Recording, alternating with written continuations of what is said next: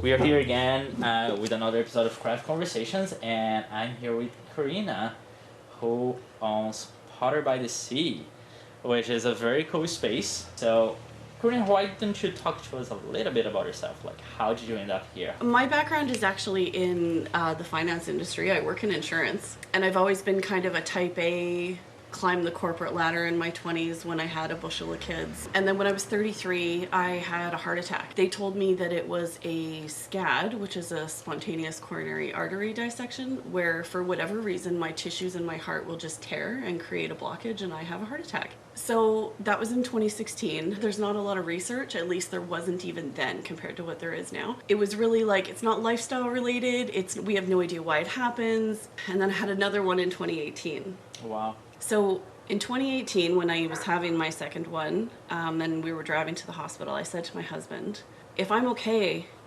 after this, we're moving to Newfoundland. We were in northern Alberta, which is where I was born and raised. We tried in 2014 to make a serious go at transferring. We worked for the same company and we tried to transfer to move here, and it just didn't work out. So when I'm having my second one, I figured that that was a pretty good time to start making demands of my life and my husband, and we're gonna make it work. And I told myself, I think because it was such short notice and I do like to have a plan and have some control, I was like, we'll just go for the winter. And everyone said, you want to go to Newfoundland for the winter? But like, anyone who says that hasn't wintered in northern Alberta. Yes, you go to Newfoundland for the winter. So, when all these trips happened and you got all your stuff, like, how did pottery became a thing for you? So I think making, like, I always felt called to live here. Like, it wasn't just a Newfoundland would be a pretty place to retire. It was like I needed to be here. Right. So when we came here, it's almost like it gave me permission to, like, well, what other audacious thing can I do? Really, my great aunt owned this kiln, this little one. And I spent the summer with her when I think I was 7 or 8. I don't even know exactly what she was doing. I wonder if she was slip casting, because she had, like, you know, like the 80s ceramics of like pinks and teals, and they're like vases that have like gold running through them. I think it was the first real person I had met that was making art that was a grown up. And it might have given me permission to, okay, well, I could do that. I just gave myself permission once we did the move. So when we went to Alberta in March to get the rest of our stuff, when we knew that we were going and we had picked a date, because what we were going to do was get the rest of our stuff, clean up the house, and rent it out. When we decided to go back, I don't even know when I made this decision, like, I'm just gonna make pottery. I ordered an Amazon wheel and got it 2 weeks before we were leaving for Alberta. So I told myself I've got 2 weeks to decide whether I hate this or whether I can try it. So with YouTube and this Amazon wheel, let's just like give it a go, right? So I decided I didn't hate it, and I made like a couple little bowls, and I was like, this is gonna be really, really hard. Like, this is a whole thing. You bring a lot of memories from the 80s into your pieces. Fallen into the 80s the last couple months, yeah. Okay, so this is maybe a little silly, but whatever. I'm not gonna disclaim myself as being silly because we're more alike than we are different. So when I went to the hospital for my last heart attack, I bring my Rainbow Bright blanket with me.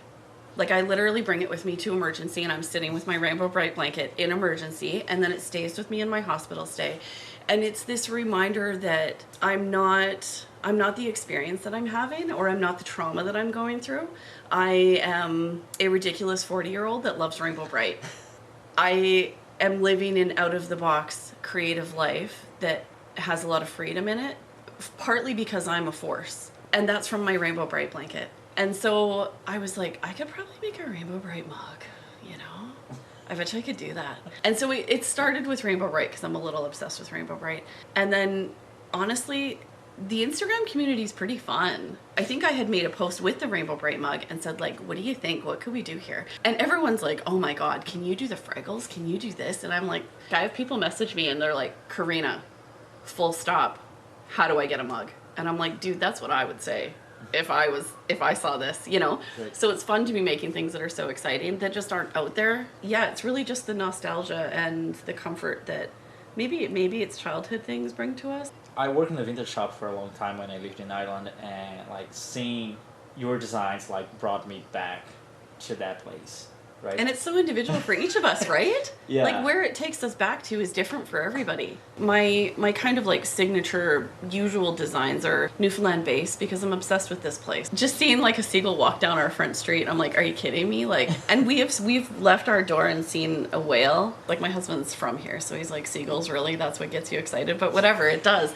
Because I'm from Berta and we don't, we have seagulls, but in McDonald's parking lot, it's not from the sea. And I still haven't seen the puffins, and I have my puffin mugs, and I'm determined that my next round, when I deliver it to Elliston, because I have some mugs there, I want pictures of puffins with my puffin mugs, and I'm like, this will be like the, like it's all just a hoot, you know what I mean? So when I imagine myself as an old lady, and I guess really that's what it is, I imagine myself living in a house that is literally like on a cliffside with the water smashing up against it, and I have like a little shed that I go out to, and I'm wearing this natural colored apron. I literally just bought my clay print this week, right? And it's like covered in stuff and it's all bright, and my hair is just wild, and I'm a potter by the sea. And so that's where it comes from, really. Because I really do believe the rules that we tell ourselves about our life, they're just the rules we tell ourselves about our life. That's very true. It's also a very privileged, disclaimer, it's a very privileged opinion. As, a person heading towards their middle age, educated and white and Canadian, and I am lucky enough to have these choices that I'm making a lot of my own rules.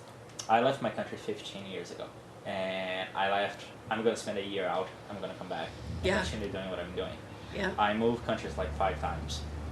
And I ended countries 5 times? Wow. And I ended up in Newfoundland without even knowing where Newfoundland was. Like, I knew I was in Canada. I wanted to come to Canada. I found a course here, and I was like, that's what I'm doing. Of all the places to land in Canada, that's a pretty, When I got here, and I was like, okay, I'm going to actually pursue a career in the arts, which is what I always wanted to do, but being from Brazil, that is, as you said, is a very privileged thing. If you want a career in the arts in Brazil, you need to have a second option. I have a degree in tourism and hospitality, and I work in hotels and events for most of my life, and I was so tired of that. And I was like, I can't wait to be creative on a creative space.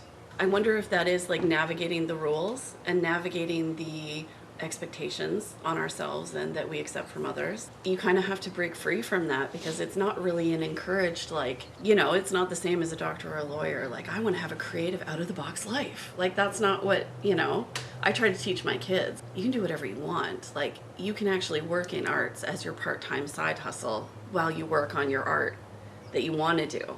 You can come work in the studio. You can, I don't know. I mean, and again, my kids have the privilege of me saying, come work in the studio, I'll pay you, and then you can work on your art business on the side, and but I have thought in the past, well, everyone would like to be an artist by the sea. No, not everyone would like to be an artist by the sea. That's a thing. That's maybe mine. And so I'm like, well, also I'd kind of like to have a little shop. Like, we thought about that with the house in Brigus. It's in the perfect spot right in downtown, and it would have been like the perfect spot to have a little shop that I have handmade, locally made things. And so I'm entertaining like, okay, maybe that's the thing I want. Right. Which is sometimes scary to want a thing, because I'm pretty driven. Right. So once I decide I want a thing, I have a heart. I got to. So I'm like, no. I'm not doing that right now. And part of it is like, I'm a pretty reasonable person. If I'm going to make something and I'm going to do this thing, what's going to sell? It's hard to sell crocheted blankets in a way that's going to let me quit my full-time job and make art. Right. Like, what art can I make that I'm seeing models out there that people can quit their jobs and do their thing if they're wild enough, if they're audacious enough, if they push and they're willing to do unreasonable things? What can you make a living at in art? Mm-hmm. So from my insurance perspective, with no art background whatsoever, I'm looking around and I'm like, I think I could do that with pottery. Is a little bit of passion for being creative and a little bit of like, it's like all the things.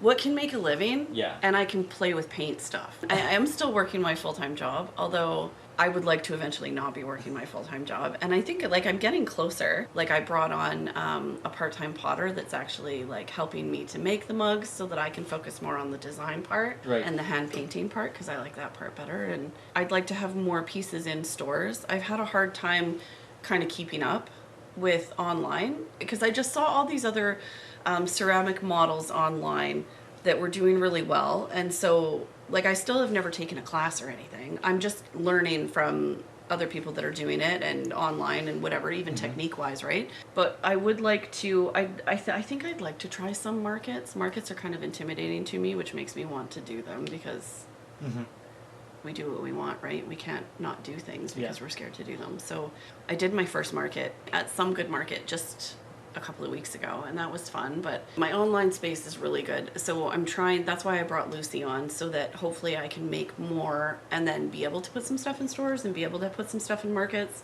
Maybe I can have stuff in stores outside of Newfoundland, like, I don't know, but I need my production up so that I can even contemplate those things, but definitely sticking with pottery. So okay, so my life motto is like, everything is F yes or F no. Because I don't know what's going to happen. Like, I literally have heart attacks in my spare time. I had 2 more last year. One of the first persons that I interviewed on the Craft Conversation series was an artist from Bell Island. She was the only wire knitting person in Newfoundland. Knitting? Yeah. So it's a Viking technique. Go back to the Nordics. They used to knit wire. She had to stop her work because she also had a heart attack.